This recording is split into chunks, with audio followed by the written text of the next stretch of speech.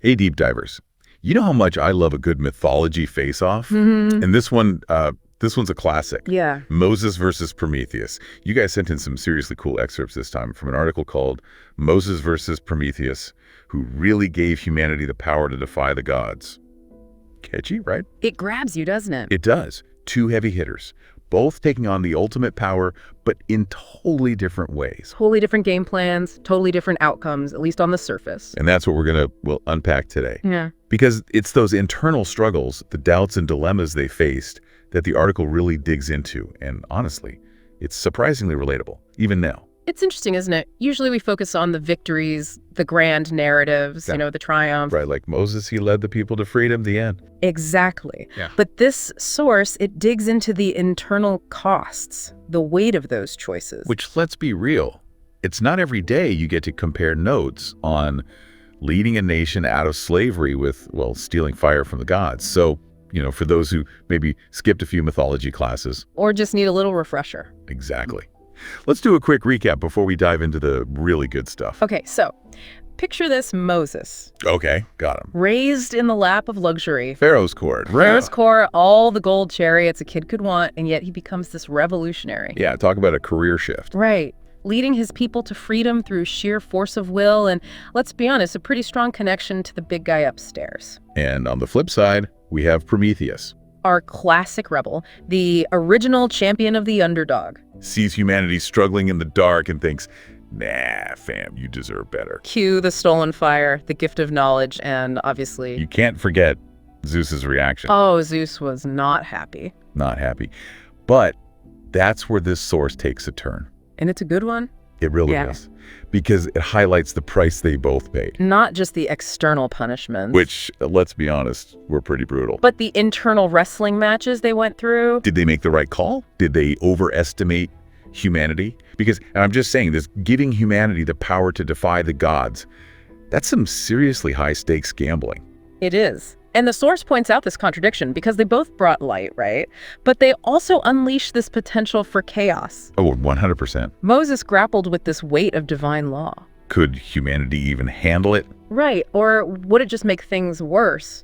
Amplify our capacity for, Making bad choices. Exactly. And Prometheus, he faced that age-old question, does I just hand us the tools for our own downfall? And that, my friends, is where things get really interesting. Because the source gets into their personal journeys, the moments of doubt, the anger, even regret. And it's those very human reactions that I think make these mythical figures so relatable. Totally. Take Moses, for example. Moses, yeah. Comes down the mountain, 10 commandments in hand, literally inscribed in stone by God. Talk about authority. No pressure, Moses. And what happens? Golden calf party. Oh, no. Oh, yes. Talk about a slap in the face. I can only imagine. I mean, you've just delivered the word of God, literally, and they're off dancing around a golden idol like it's nothing. I'd be checking those tablets for cracks, I'll tell you that much. Right. And the source really gets into that sense of betrayal that Moses must have felt. He's trying to build a nation on, divine law, and his people are, doing the Macarena around a golden cow. I don't know if they had the Macarena back then. The point stands. He's starting to question their motives, their capacity for good, even their desire for freedom. And, isn't that part of leadership, though? Dealing with people who don't always make the quote-unquote right choices. Even with a direct line to the big guy, you can't force people to be good, right? It really is, right? It's a dilemma that echoes through history, doesn't it? Can laws and rules really make people better? Or are we hardwired for that golden calf rave? Maybe. But it makes you think about all the systems we have today, right? Laws, ethics, those social contracts we're supposed to follow. Are those enough? Yeah. Or are we always going to be one bad day away from building that idol? Right. Fascinating questions. And the source doesn't pretend to have all the answers, but what about Prometheus, though? Okay, Prometheus, yeah. Chained to a rock, eagle tearing at his liver every day. Brutal. Talk about commitment to the cause. But here's the thing. He never regrets it. Not even a little what have I done moment. Not even a second. And that, I think, is what makes him so enduring. He saw something in us, even back then, this potential, even Zeus couldn't deny. So he's like the ultimate optimist. Yeah. Even when it comes to humans. He believed in our ability to use this gift, this fire, to create something better. Okay, but even the most, optimistic gift giver has to have those moments, right? Where it's did I just hand a flamethrower to a toddler?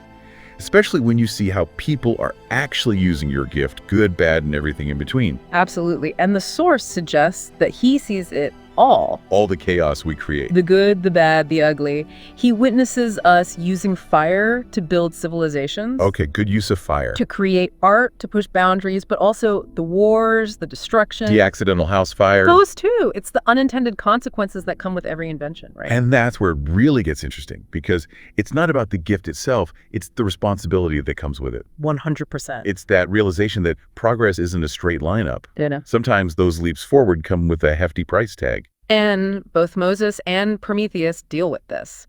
Did they unleash something they couldn't control? Did they overestimate humanity just a tad? They're like the OG, what could possibly go wrong me. Right. But here's the thing.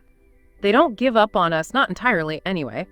They find a way to deal with the chaos, to reconcile their own doubts with the fact that being human is, well, messy. It's really messy. And that's what makes these stories so powerful. Even now, it's not about some perfect utopia. It's about navigating the good, the bad, the ugly, all of it. So how do they do that? How do you go from doubt, from questioning every choice, to something resembling peace? So for Moses, it's about realizing that guiding humanity isn't about control, it's about trust. Okay, trust, I like it. Remember, he goes back, you be the mountain, gets that second set of commandments. Round 2. This time it's laminated, right? Right, and it's less about punishment, more about understanding. It's about giving his people a framework, a moral compass to guide them, even though, let's be honest, They're probably going to mess up sometimes. oh, absolutely. They're human. It's like he's saying, look, I gave you the tools, I gave you the map. Don't blame me if you end up in the wrong desert. Pretty much. You're in charge of your own destiny now. And you know what's wild? Moses himself doesn't even get to see the promised land. Oh, wow, yeah, you're right. He dies looking over it, this symbol of hope, of possibility that he helped create, but never actually gets to experience himself. That's kind of heartbreaking when you think about it. It is, right. And it's like the source is saying leadership. It's not about personal triumph. It's about giving future generations the power to achieve what you may not live to see. That's deep stuff. But what about Prometheus, our eternally punished titan? How's H finding peace chained to that rock, knowing all the good, the bad, the ugly that his gift unleashed? Yeah, I'm going to need a serious meditation app to deal with that level of stress. Right.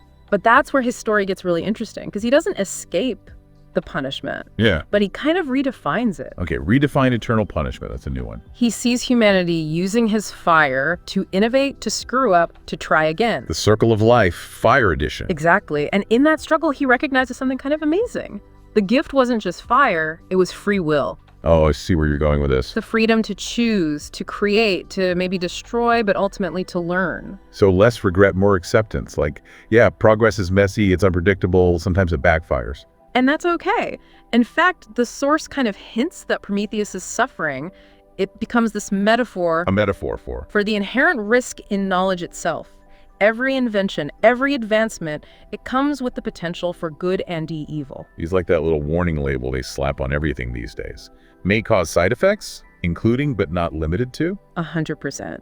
He's a constant reminder that even with the best intentions, our choices, well, they can have consequences. It's a little sobering when you put it like that. It is, right? This idea that even when we're trying our best, we might mess up, unleash forces we didn't even know existed. And when you think about it, that's crazy relevant to, well, everything. The tech we have now, the challenges we're facing, it's like we're still figuring out how to handle that fire Prometheus gave us. Totally. And that, I think, is the biggest takeaway from the source, the thing that connects these two figures across, thousands of years. It's not about saying who is right or wrong, but recognizing the dilemmas they faced. The freedom versus order, the should we or should we invent that thing dilemma. All of it. It's that knowledge that even with the best of intentions, things can still go sideways. So deep divers, as you're out there navigating your own personal frontiers. Or just, trying to decide whether to order takeout or actually cook tonight. Hey, those are high stakes decisions. We want you to consider this. Whose internal struggle, Moses or Prometheus, resonates most with you today, and why? Do you feel that Moses-level crisis of faith in humanity's ability to, not burn the world down? Or are you more Team Prometheus, worried that in our quest for the next big thing, we might just invent a problem we can't solve? Keep those questions in mind, deep divers, because your deep dive, it's far from over.